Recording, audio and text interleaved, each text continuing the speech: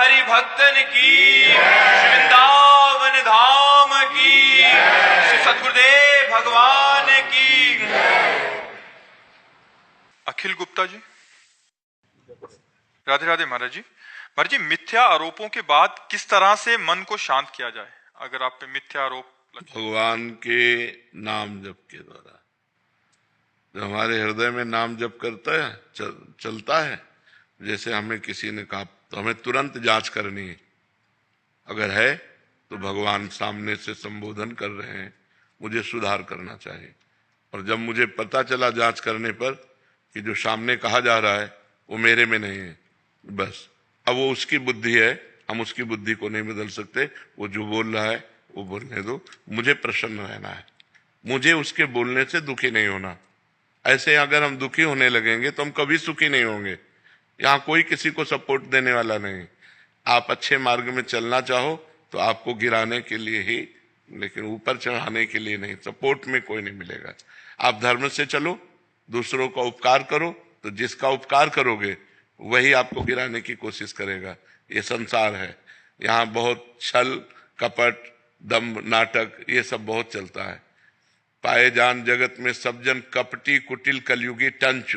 आप हृदय से किसी को प्यार करो, वो आपके हृदय को ही काट देगा। आप अपनी जान पर खेल कर दूसरों को बचाओ, वही समय आने पर तुम्हारी जान लेने पर उतारू हो जाएगा। ये संसार है, इसलिए नेकी कर दरिया में डाल, अच्छा कर और भूल जा। और बुरा जब तुम्हें कोई कह रहा है तो तुम उसे स्वीकार मत करो। ये उसकी बुद्धि है, वो तुम पर मिथ्या आरोप लगा रहा है, ये उसकी बुद्धि है। आप उसकी बुद्धि को देखकर दुखी क्यों हो रहे हैं? आप बिल्कुल फ्रेश रहिए। ये बिल्कुल, अगर हमको कोई कह रहा है कि ये चोर है तो मुझे पहले देखना चाहिए कि मेरे में चोरी की कोई बात तो नहीं है। अगर है तो भगवान सामने से हमें संबोधन करें, सुधरना चाहिए, बुरा नहीं मानना चाहिए। अगर मेरे में चोरी नहीं तो फिर मैं बुरा क्यों मानूं? फिर तो मुझे प्रसन्न होना चाहिए। तो इसलिए मिथ्यारोप तो करेंगे ही। जगत है, बड़े बड़े संतों को नहीं छोड़ा, भगवान को नहीं छोड़ा, तो आपको कैसे छोड़ देगा संसार? बड़े बड़े संतों को नहीं छोड़ा, भगवान को नहीं छोड़ा। इसलिए अपने को प्रसन्न रखना है, अपने को रखना है, अपने को इनकी बातों में आकर के दुखी नहीं होना है। मर्जी, अगर हम किसी विभाग में हैं जहां हमें सफाई देने की आवश्यकता, वहां तो दे सकते, पूरी देनी चाहिए।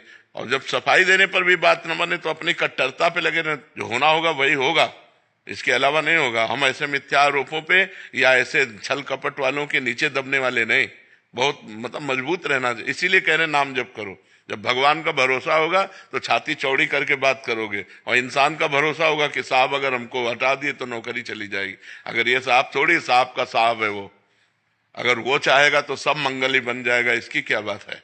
इसलिए मस्त रहो, नाम जप करो। आकर्ष, राधे राधे मेरी लाडली जी। महाराज जी, मैं एक विद्यार्थी हूँ। लाडली जी की कृपा से मैंने आपकी यूट्यूब के माध्यम से सत्संग और एकांतिक वार्तालाप सुने हैं। गुरुदेव भगवान, मैं आपके लिए वो हर एक चीज करना चाहता हूँ जिससे आप हमेशा खुश रहें, और मेरी ये दिली इच्छा है कि मैं आपसे मित्रता कर, ताकि मैं सारी वो बातें करूं, क्या बातों को ध्यान रखूं जिससे आप प्रसन्न रहें। सबसे पहली बात है कि आप गर्लफ्रेंड आदि के चक्कर में मत पड़िएगा। ब्रह्मचर्य धारण कीजिएगा, राधा नाम जपिएगा, माता पिता का आदर कीजिएगा, बस इसी से हम प्रसन्न हो जाएंगे और इसी से तुम्हारी जीवन की उन्नति हो जाएगी। ठीक है? आप अपनी श्रीमुख से मुझे राधा नाम जप। राधा राधा राधा राधा। पंडित गौरव शर्मा जी, दाऊ जी से, राधे राधे महाराज जी।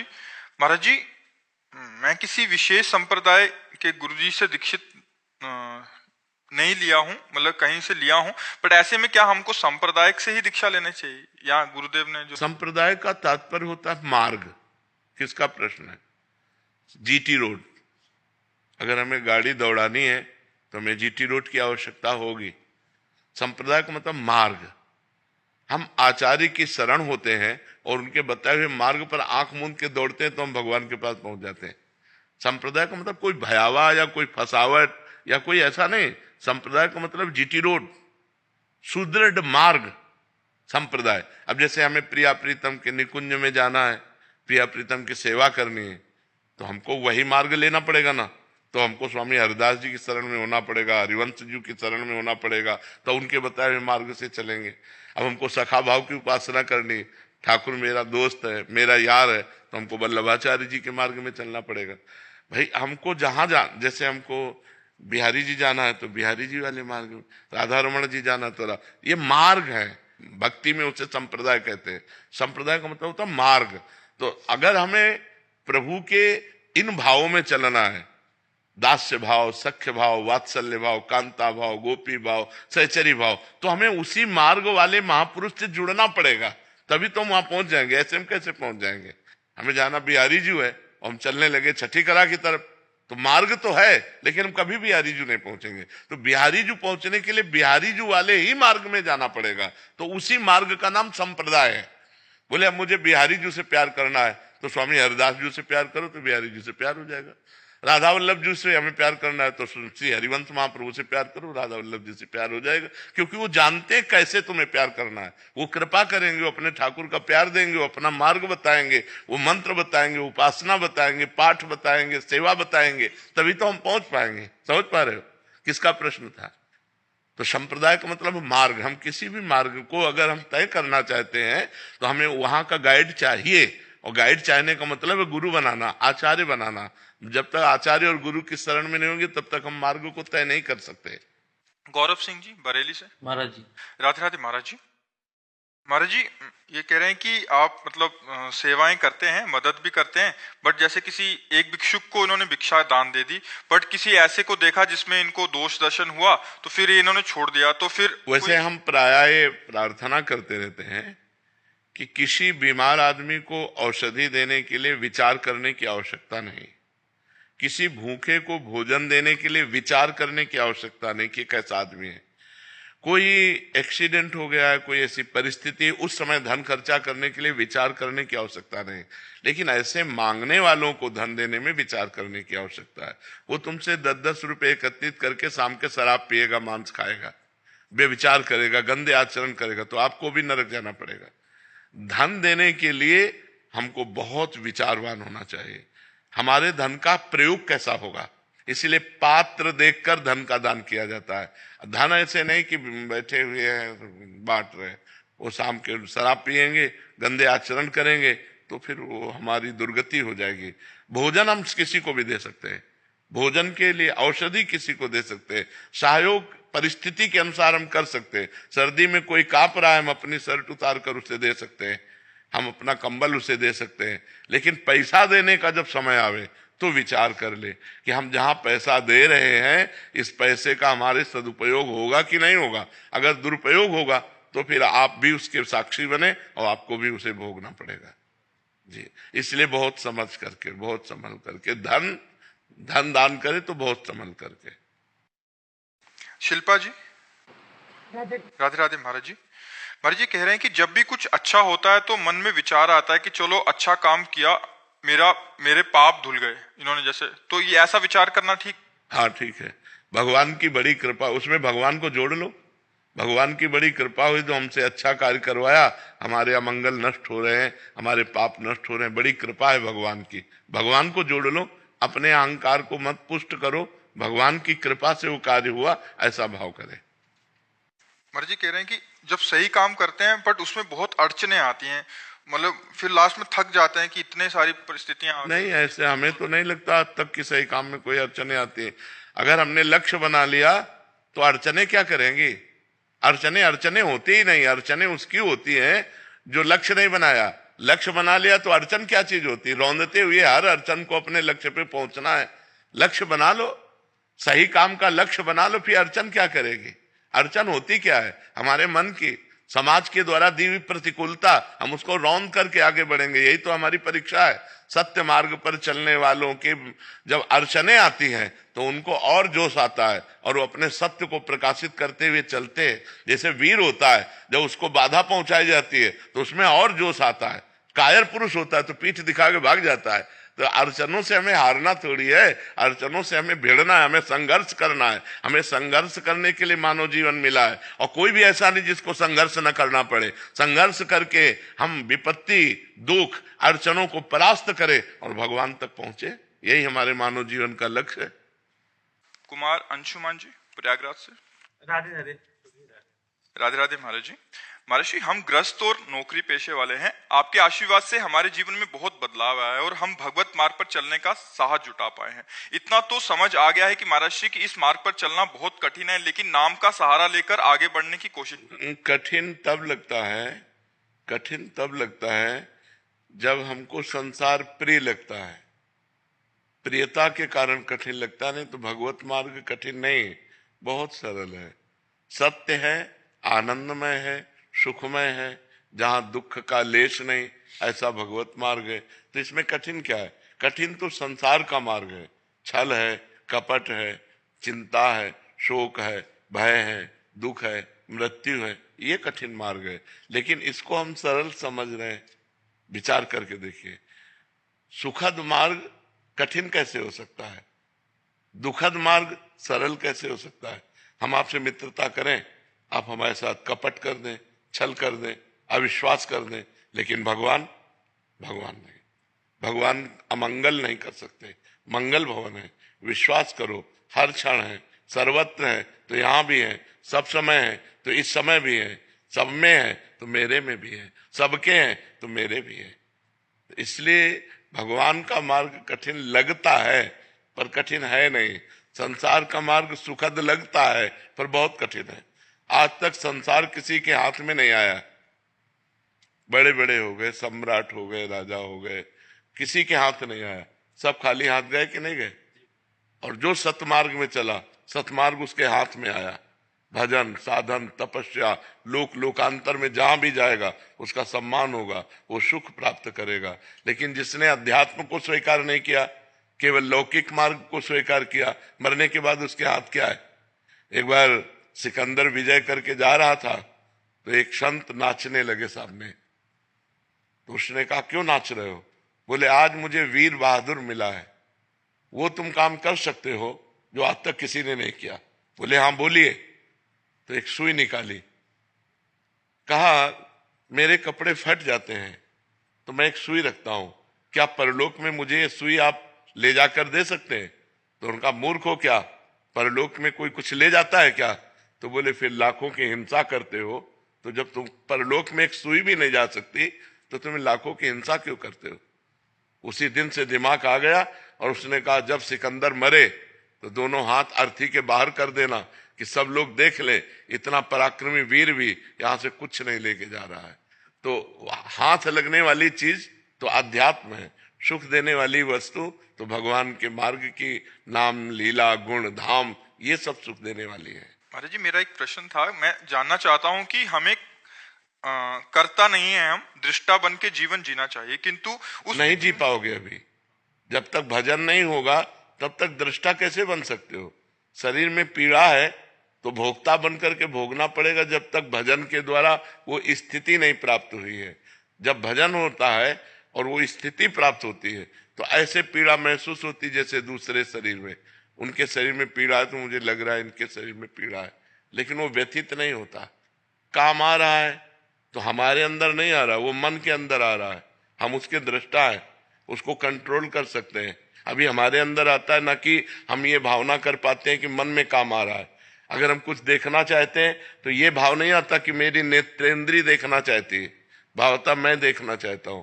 बस ये जब तक मैं मन और इंद्रियों से जुड़ा है तब तक दृष्टा भाव नहीं सिद्ध हो सकता। उसके लिए भजन करके निर्मल होना, जैसे जैसे मन निर्मल होगा वैसे वैसे आप दृष्टा भाव में आते चले जाएंगे, और जैसे जैसे मन मलिन होगा वैसे अहम मन में लीन होता चला जाएगा। मैंने ये किया, मैं करूंगा, मैं ऐसा कर सकता हूं। समझ पा रहे हैं आप? अनुज सिंगल जी, आगरा से। राधे राधे महाराज जी। महाराज जी, आपके प्रवचन सुनने के बाद अतीत के गलत कार्यों के डर से नाम जप शुरू किया। करीब 2 साल हो चुके हैं नाम जप करते करते। अब केवल ये जानने की इच्छा रह गई कि भगवत मार्ग पर अभी भी नाम जप डर की वजह से हो रहा है, राधा रानी से प्रेम हो गया? अभी तो प्रेम तो अलग बात है। प्रेम जब हो जाएगा तो एक अलग स्थिति हो जाएगी, फिर कोई डर नहीं रह जाता, निर्भय हो जाता है, निश्चिंत हो जाता है, निशोक हो जाता है, और प्रभु से भी नहीं डरता। और प्रभु से कहता है, यत्र यत्र मम जन्म कर्म वीर नारके परमे पदे थवा राधिका रत निकुंज मंडली तत्र तत्र हृदय में विराजता। हे प्रभु, मैं आपसे ये नहीं मांगता कि मुझे नरक मत भेजना, मुझे चाहे नरक भेजना चाहे परम पद भेजना, मुझे इसकी परवाह नहीं, पर आप अपने परिकर सहित मेरे हृदय में रहें। जहां भी रहे मैं आपकी याद करता रहूं, आपकी याद में रोता रहूं, कहीं भी भेज दो आप, उसका डर खत्म हो जाता है। जब प्रेम आता है तो नरक से भी नहीं डरता, बस एक बात मांगता है कि मैं कभी आपको भूलूं नहीं। बिसरी हो ना बिसारी हो, यही दान मुहि देव, श्री हरिवंश के लाडिले मुहि अपनी कर ले। हे लाडिले ठाकुर राधा वल्लभ लाल, मुझे अपना बना लो, मैं आपको भूलूं नहीं और आप भी हमें ना भूलें, और जहां मना हो वहां भेज दो, मुझे कोई डर नहीं है। तो अभी प्रेम तो हम नहीं कह सकते, क्योंकि जिस समय प्रेम प्रकट होगा तो कुटुंब देह ते जाए छूट सब ही विधि ना, तो न शरीर की परवाह, न परिवार की परवाह, न नरक स्वर्ग की कोई परवाह। नरक स्वर्ग अपवर्ग आस नहीं त्रास है, जा राखो ता रहो मान सुख रास है। न स्वर्ग की अपवर्ग मोक्ष की चाह नहीं है और नरक से कोई भय नहीं है। निरंतर भगवान का भजन तो अभी चलता रहे, अगर ये निरंतर चलाते रहोगे तो प्रेम आ जाएगा, फिर आसक्ति हो जाएगी, फिर भजन के बिना जिया नहीं जाएगा। कोई चाह नहीं है पर भजन हम नहीं छोड़ सकते, भजन के बिना हम जी नहीं सकते, ऐसी स्थिति आ जाएगी। बहुत मंगलमय है, भगवान की बड़ी कृपा है कि आप भगवान के नाम में लग गए। देख लेना बहुत आनंद हो जाएगा, लोक और परलोक सब सुखी हो जाओगे, इस लोक में भी सुख और परलोक में भी सुख। जी। टीना कटारिया जी जयपुर से। राधे राधे। राधे राधे महाराज जी। महाराज जी, क्या मेरे नाम जब से घर के बाकी लोगों को भी लाभ होता है? पूरा पूरा होता है, परिवार के सब जनों का मंगल शुरू हो जाता है। अगर एक भजन करने वाला हो तो पूरे परिवार का मंगल हो जाता है, पूरे परिवार का मंगल हो जाता है। यहां तक कि 21 पीढ़ियां तर जाती हैं, शास्त्रों में वर्णन आया है। तो इससे ज्यादा क्या मंगल हो सकता है? अभी वर्तमान परिवार की तो बात जाने दो, पीछे की हमारी 14 आगे की 7, ये 21 पीढ़ियां तर जाती है। हाँ, तो फिर वर्तमान में हमारे परिवार का मंगल हो। वैसे भी समझ लो, एक आदमी क्राइम करता है, पूरा परिवार झकझोर जाता है, पूरे परिवार का अपमान होता है कि नहीं होता है? कहाँ गया बताओ वो आदमी, कहाँ गया? तुम उसके चाचा लगते हो, तुम्हें तो पता होगा ना, तुम उसके जीजा लगते हो, तुम उसके मतलब हर संबंधी हर जगह वहां पुलिस जाएगी और वहां जाकर के जांच करेगी, परेशानी पैदा करेगी। एक आदमी ने क्राइम किया, पूरा परिवार दुखी होता, पूरा मोहल्ला दुखी होता, पूरे रिश्ते नातेदार दुखी होते। ऐसे ही अगर हम सही चलते हैं तो हमारे गांव वाले भी सुखी होते हैं। तो अगर हम एक धर्म से चले तो हमारा गांव सुखी, हमारा मोहल्ला सुखी, हमारा परिवार सुखी, उसके ऊपर प्रभाव पड़ता है। और एक आदमी अगर गलत चले तो पूरा गांव दुखी हो जाता है, पूरा मोहल्ला दुखी हो जाता है, पूरा परिवार दुखी हो जाता है, रिश्ते नातेदार दुखी हो जाते हैं। ऐसे हमारे भजन का प्रभाव पूरे परिवार पर पड़ता है। जी। अमन शर्मा जी। सर मेरा मेरा राधे राधे महाराज जी। महाराज जी, आपके पास जैसा मरीज आता है आप उसको वैसी दवा देते हो। महाराज जी, आपसे ब्रह्म ज्ञान की बात करता है कोई तो उसे वैसा बताते हैं, भक्ति की बात करता है तो भक्ति बताते हैं, कोई भगवत प्राप्ति के लिए आता है तो भगवत प्राप्ति। महाराज जी, मैं चाहता हूं कि श्री जी का प्रेम और शरीर छूटने के बाद जैसे आप श्री जी के पास जाएंगे, महाराज जी मुझे भी वैसे ही जाना है। महाराज जी मुझे वैसे चलना पड़ेगा ना, वैसे चलना पड़ेगा। अगर हमको श्री जी के पास जाना है तो श्री जी के बनना पड़ेगा ना। श्री जी के पहले किसी संत महापुरुष की शरण में हो, उनसे दीक्षा लो, उनके अनुसार साधना करो, भले गृहस्थ में रहो लेकिन साधना करनी पड़ेगी। अब ऐसे तो नहीं कि हम आर्मी में जाना चाहते लेकिन ना हम दौड़ लगा रहे हैं, ना हम व्यायाम कर रहे हैं, ना हम कुछ कर, तो ऐसे आदमी कायर आदमी थोड़ी आर्मी में जाएगा। उसको तो वो करना पड़ेगा ना, उतनी दौड़, उतनी लंबाई, उतनी चौड़ाई, वो सब निशानेबाजी सब करना पड़ेगा। ऐसे जब श्री जी के पास जाते हैं तो इंद्रियों को अपने अधीन करना, मन को अधीन करना, गंदे आचरण न करना, ब्रह्मचर्य से रहना, पवित्र आहार पाना, हर समय नाम जप करना, दूसरे से मृदु व्यवहार करना, ये लक्षण है। धीरे धीरे हम श्री जी की तरफ बढ़ जाएंगे। सुमित गुप्ता जी पलवल से। राधे राधे महाराज जी। महाराज जी, आपके चरणों में कोटि कोटि प्रणाम।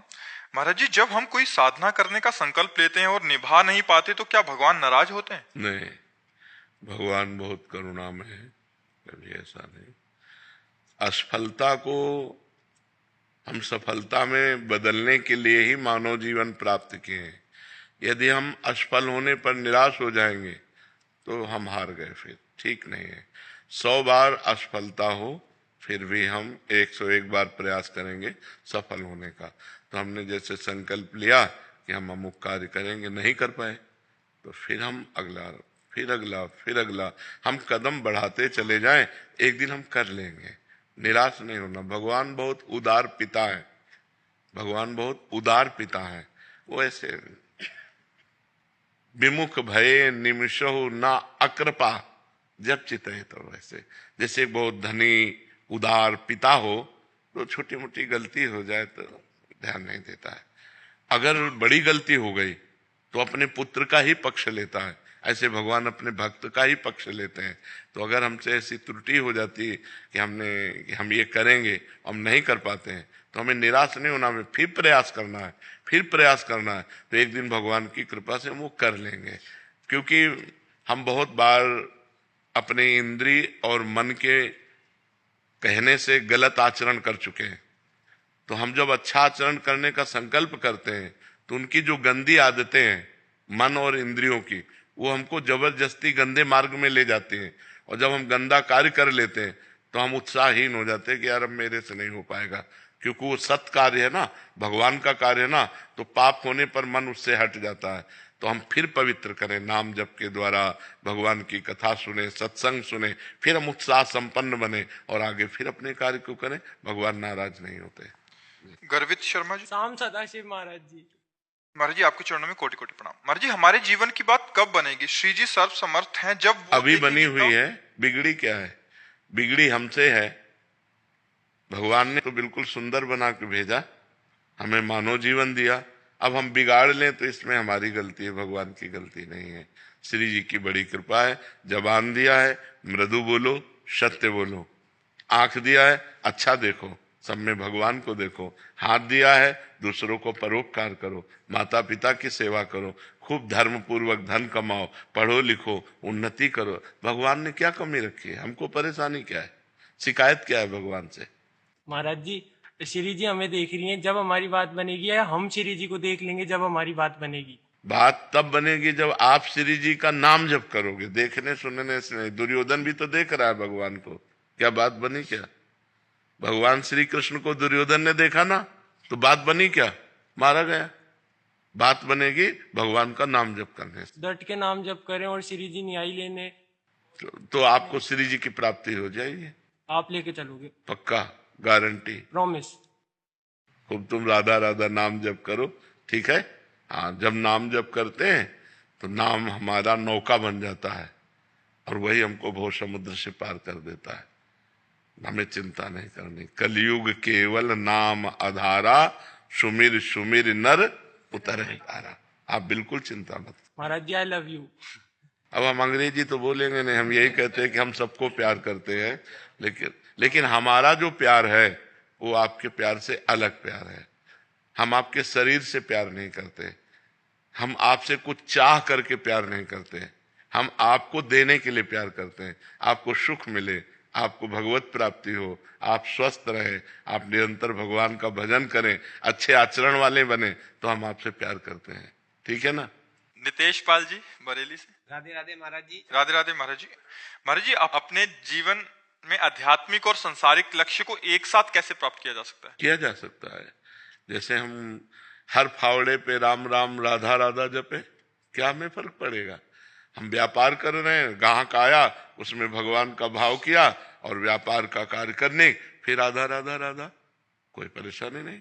अगर हम पराई स्त्री की तरफ गंदी दृष्टि से देखेंगे, पराये धन की बेईमानी करेंगे और हम गंदे भोजन पाएंगे तो हमारी दुर्गति हो जाएगी। शराब पीना, मांस खाना, गंदे आचरण, ये फिर हमारी दुर्गति हो जाएगी। यदि हम पवित्र भोजन पाते हैं, धर्म पूर्वक धन कमाते हैं, भगवान का नाम जप करते हैं, दूसरों को उपकार करते हैं, तो गृहस्थी में रहते हुए भी अध्यात्म की पूर्ति हो जाएगी। कोई परेशानी नहीं है, नहीं? हाँ, कोई नशा मत करो, गंदा भोजन मत करो, हाँ बिल्कुल, और नाम जप करो। नाम जप करते हो यार, काउंटर रखा करो, उसे उससे ज्यादा बनता है। प्रारंभ में उससे हो कि आज हमने 50,000 किए तो कल हम 60,000 करें, हम 65,000 उसमें एक मतलब लगन लगती है। तो हमें लगता है नए साधक को ये काउंटर है, माला है, इनका प्रयोग करना चाहिए। निशा यादव जी।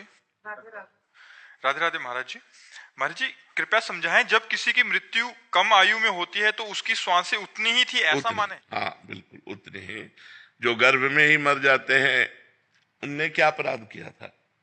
जो गर्भ के बाहर आकर अभी बालक अवस्था में मर जाते हैं उसने क्या अपराध किया था?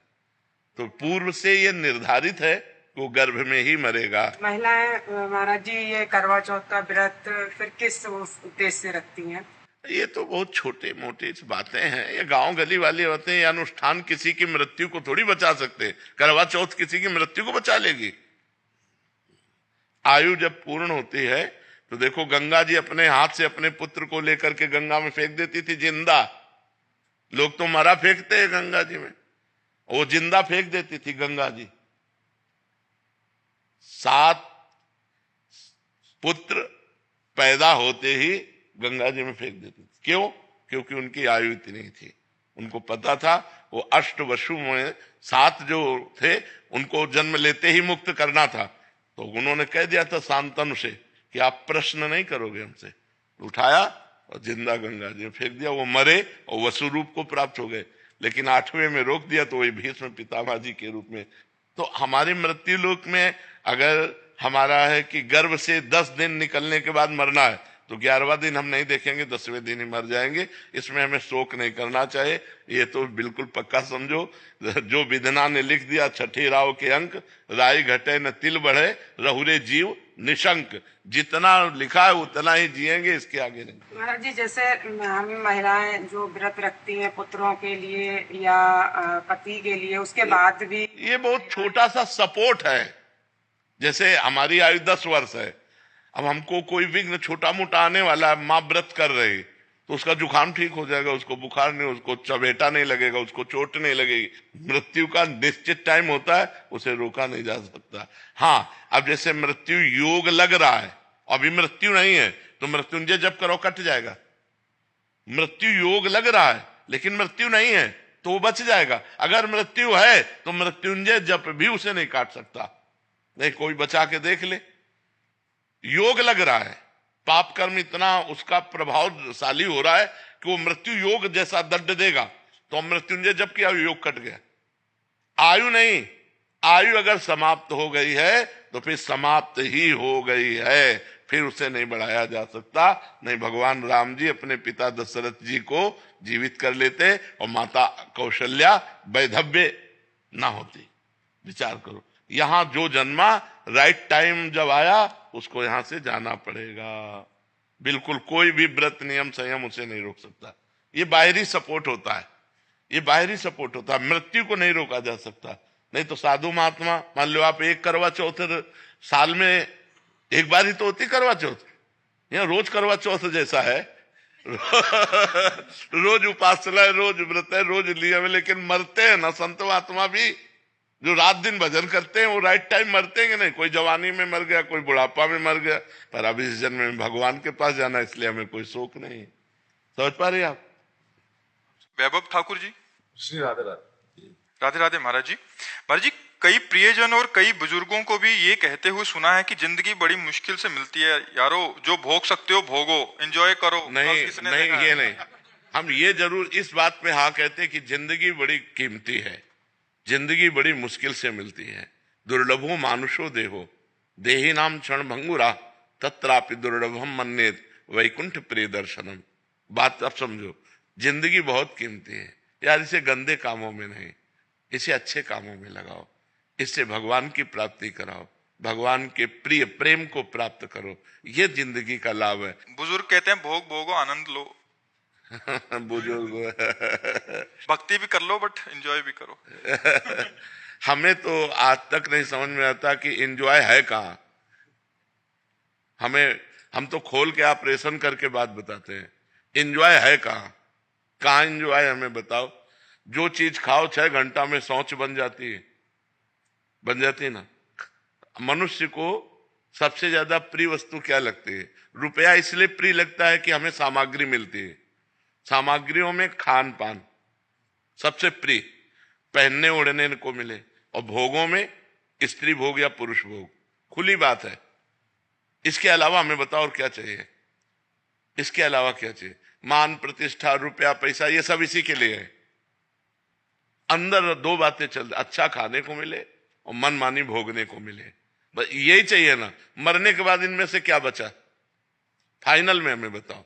जो गृहस्थ में, आप लोग तो गृहस्थ हैं, आपने भोगा, आपके पास क्या है अनुभूति? फिर वही भोगने की इच्छा है ना।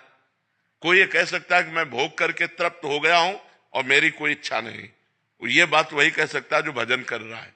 अच्छा, भोग स्थान कहाँ है? मलमूत्र के द्वार है, जिनको छू लो तो रज लगा के, साबुन लगा के हाथ धोना पड़े। वहां कहाँ क्या एंजॉय करोगे? कहाँ एंजॉय करोगे? शराब पिए नालियों में पड़े रहते, एंजॉय है? एक दूसरे की हत्या कर रहे हैं, एंजॉय है? क्या एंजॉय? हमें बताओ ना, एंजॉय कहाँ कर सकते हो? क्या एंजॉय है? क्या आनंद प्राप्त हुआ? आप लोग तो संसार में हैं, भोग रहे हैं, क्या आनंद प्राप्त हुआ? और आनंद पूछो तो हर समय, हम कई बार बताया कि हमारे हृदय में इतना आनंद रहता है, जैसे किसी नए लड़के का नई लड़की से ब्याह तय हो जाए तो उसको कितनी खुशी होती है, ऐसे हजारों गुना, लाखों गुना आनंद हमें हर समय बना रहता है। अरे भगवान की शरण में एंजॉय है कि ऐसे एंजॉय है? सही बताओ, तुम्हें चिंता है कि नहीं चिंता है? हमें पाई भर की चिंता नहीं है। पाई भर के आज सब विलास हो जाए तो हमें कोई फर्क नहीं, और आज लाखों करोड़ों आ जाए तो हमें कोई फर्क नहीं। भगवान, और इसके बाद मृत्यु सबका भय है और मृत्यु मेरा आनंद है। मरने से सब जग डरा मेरो मन आनंद, कब मरी हो कब भेटी हो पूरन परमानंद, कब शरीर पूरा हो और मैं अपने प्रभु के पास जाऊं। एंजॉय करने, सच्चा एंजॉय होगा। अनंत ब्रह्मांडों का स्वामी श्री कृष्ण है, वो हमारा दोस्त है, हमारा यार है। जब हमारा शरीर छूटेगा हम उसके पास जाएंगे, उसके साथ खेलेंगे, हंसेंगे, खाएंगे, कूदेंगे। और मरना है नहीं, वहां डायबिटीज नहीं होनी, high blood pressure, low blood pressure नहीं होला, वहां किडनी नहीं फेल है, वहां सब आनंद। यार एंजॉय करना है तो भगवान को भजन करो। कहाँ एंजॉय है? या कोई एंजॉय है? आप बताओ हमें, कहाँ एंजॉय है? क्या एंजॉय है? यहाँ कोई आनंद है यार? सब चिंतित हैं, सब शोकित हैं। जिनको तुम बड़ा आदमी समझते हो, जिनको बड़ा पदाधिकारी समझते हो, वो भी परेशान है। घर परिवार, नाना प्रकार की वासनाएं, इच्छाएं, सब परेशान है। बच्चा, अगर कभी किसी को शांति, विश्राम, आनंद और सुख मिला है तो भगवान की शरण में मिला है। इस संसार में एंजॉय करने से क्या? देखो, छोटी सी वस्तु के लिए भाई भाई की हत्या कर रहा है, पति पत्नी में विश्वास खत्म हो रहा है। हम बड़े चिंतित हैं, बड़ा समस्या समाज में हमारे आते हैं। ये एंजॉय कैसे कर पाएंगे? बहुत समस्या है। इसलिए एंजॉय के चक्कर में मत पड़ो, धर्म से चलो, नाम जप करो, धर्म से चलो। भगवान से प्रार्थना करो कि जीवन साथी ऐसा मिले कि हम प्यार भरा जीवन व्यतीत कर सके, पवित्र जीवन व्यतीत कर सके। कपिल परमार जी। महाराज जी। राधे राधे महाराज जी। महाराज जी, आप कह रहे हैं कि आपने भारत को पैरा ओलंपिक में कांस्य पदक विजेता हुए आप, तो महाराज जी ये कह रहे हैं कि जब ये ओलंपिक में सेमीफाइनल में फाइट हार गए, तो महाराज जी आज तक महाराज जी वो रात को सोता हूँ कि क्यों हार गया, और अंदर ही अंदर तकलीफ नहीं, होती नहीं, है महाराज जी, उसको नहीं, निकाल नहीं, नहीं पा रहे। सुख दुखे समय कृत्वा लाभा लाभो जया जयो।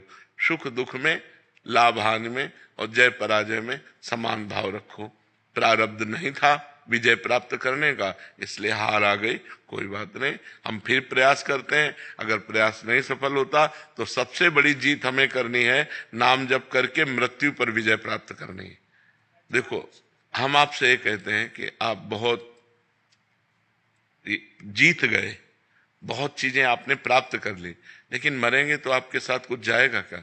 कोई ट्रॉफी, कोई आपके पास कुछ भी जाएगा क्या? नहीं जाएगा ना। तो आखिरी विजय तो आप हार गए, जो आखिरी फाइनल था वो तो आप हार ही गए ना, आपके पास कुछ नहीं जाएगा। और देखो, खास बात है, मान लो ये हम निराश नहीं कर रहे हैं इनसे, लेकिन आपको इस स्थिति से उठाना चाहते हैं कि आप जो निराशा लिए बैठे हो, आपको जो अंदर अंदर खोखला कर रहे, ये कोई खास बात नहीं। नींद नहीं आती महाराज जी, 6 महीने हो गए जब से मैं, मतलब रात को वो हारा सेमीफाइनल, वो बार सुबह उठूं। नहीं नहीं नहीं नहीं, ऐसे नहीं, ऐसे फिर आप डिप्रेशन में चले जाओगे। नहीं, बिल्कुल नहीं, इससे ऊपर उठो। ये कोई खास बात नहीं हार जीत, इसमें खास बात है आखिरी फाइनल भगवान की प्राप्ति, वो है परम पद। अगर ये जीत गए तो हमारी अनंत जन्मों से जो यात्रा होती चली आ रही है वो हमारी फाइनल में अच्छी हो जाएगी। अगर मरे फिर सुअर कुत्ता बने और इधर ही इस जन्म के बड़े बड़े पद रखे, वो किस काम में आएंगे। मान लो आप ठीक है हार गए, कोई बात नहीं, नाम जप करो, आखिरी जीत मानो। हम जब मरे तो हम पवित्र आचरण करके भगवान का चिंतन करते हुए मरे तो हमारा जीवन धन्य हो जाएगा। आप निराश मत होइए। आप राधा राधा इच्छा होती है कि अब बहुत हो गया, 15 साल से मैं प्रयास कर रहा था एक ओलंपिक मेडल के लिए, जो मैं सेमीफाइनल लूज कर गया, मतलब। पर अब आप नाम जप करो और प्रयास करो। अगर आपको इसी में विजय प्राप्त करना है तो नाम जप करो, आध्यात्मिक बल से परिपक्व होकर आप आगे बढ़ो, ठीक है ना। निराश मत होइए, चैन से सोइए। जीत जाते तो क्या मिल जाता, वाहवाही ही तो मिलती है यार, वाहवाही ही तो है। मरने के बाद वाहवाही जाएगी क्या। इसलिए बहुत कैसे कैसे विजेता हो गए, कैसे कैसे हम कह रहे हैं, एक से एक गायक, एक से एक युद्ध करने वाले, एक से एक पराक्रमी, कौन जानता है यार उनको। गए सब, काल के गाल में सब चले गए। इसलिए ज्यादा चिंता मत कीजिए, हार गए तो कोई बात नहीं, नाम जप कीजिए, आगे प्रयास कीजिए, ठीक है। आज ऐसो लग रहे हो बाबा, नाम रूप लीला धाम चारों के दर्शन आपके भीतर स्वयं साक्षात है।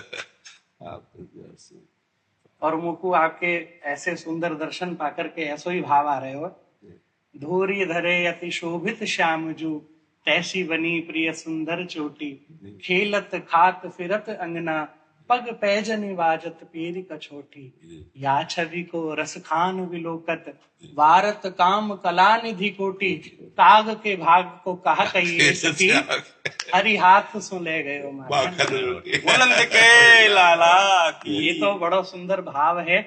और ऐसो हमारा सौभाग्य है कि बाबा आप सब हम सबन को दर्शन दे रहे हो।